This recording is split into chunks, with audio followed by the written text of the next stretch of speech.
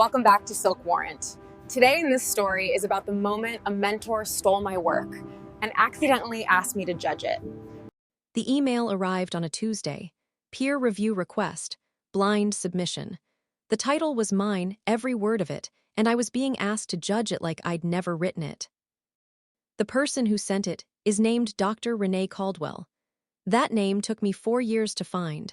She never expected I'd have what I have sitting in the top drawer of my desk right now.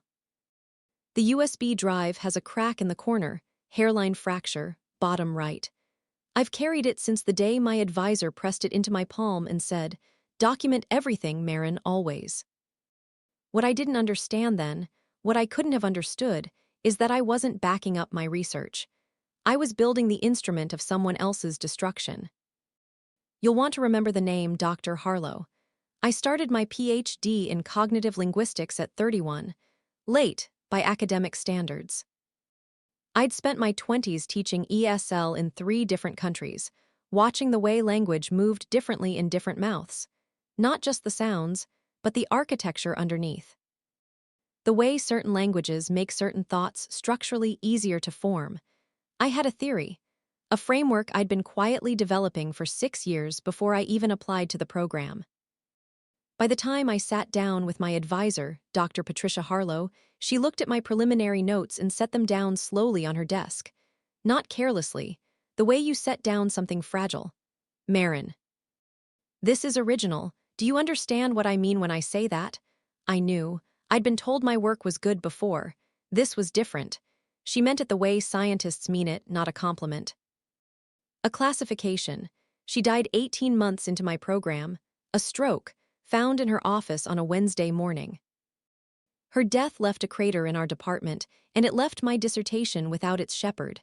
The department assigned me a new advisor, Dr. Renee Caldwell, associate professor, rising star. The kind of academic who moved through conference rooms like she was already receiving awards in them. She had a habit. When she was about to say something she didn't entirely believe, she'd tilt her head slightly, right side down, and smile. Not a wide smile, just enough.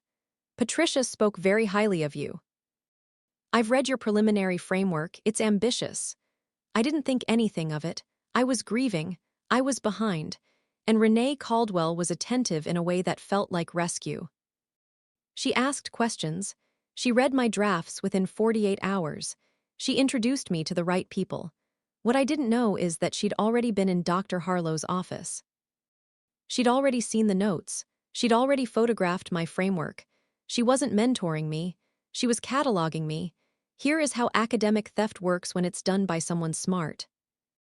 It doesn't happen at once. It happens in suggestions. She suggests you reframe a chapter. She suggests your original term is too colloquial and gives you a better one. You change it. You think it was your idea. She suggests you remove an argument because it muddies the thesis. You remove it. You don't know she's publishing that argument under her own name months later. She suggests you take a semester leave. You agree. While you're gone, she presents your framework at a symposium. Her name is on it. A name on a paper is a deed, and she was holding mine. When I came back, something had shifted. She started saying my research in conversations where it had always been ours, had always been mine. I mentioned it once. I noticed the Copenhagen paper. It uses the exact framing from my draft. She tilted her head, smiled. "Academic ideas don't emerge in a vacuum, Marin. We've been in constant dialogue," she said. I went home. I unlocked the drawer. I took out the USB drive, and I plugged it in. Dr. Harlow had installed a program that timestamped everything, every draft, every version. I had been documenting everything. I just hadn't looked. There were 214 drafts, all dated. The earliest one existed weeks before I ever met Renee Caldwell. I sat there for a long time, then I made a spreadsheet. This is the part people misunderstand about betrayal. The anger comes later. What comes first is clarity. Every conversation stops being confusing. It becomes a map. I matched her publications to my drafts. Every idea, every term, every argument, mine, dated, logged. I didn't confront her. I kept meeting, kept submitting, kept waiting. Then the email came. Blind peer review request. Journal of Cognitive Language Studies. I read 3 pages. My work, not similar, not inspired by. Mine. She had submitted my chapter under her name. And the journal had sent it to me to review. I didn't decline. I asked for time. 2 weeks. Then I built something no one could ignore. I accessed Dr. Harlow's archived files, her notes, her signature, her dates. I contacted old colleagues. They had emails, attachments, proof older than the PhD itself. I had everything. I submitted the review, flagged conflict of interest, attached every document, sent it to the editor, the department, and the integrity office.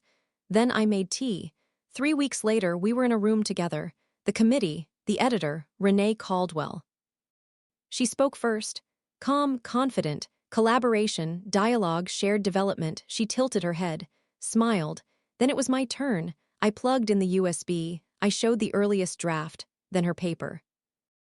Then the submission. Same words, same structure. I showed Harlow's notes, emails, timestamps.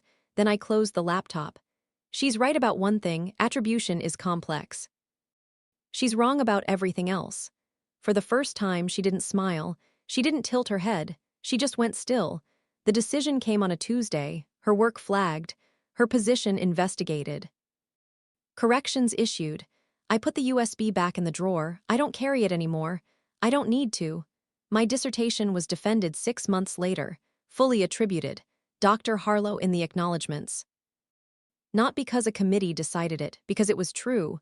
I think about her sometimes. Not Renee, Patricia, the way she said it. Original, not a compliment, a classification. She told me to document everything. She didn't tell me why. She didn't have to. Because the world will eventually ask you to prove who you are. The question is, will you have the proof?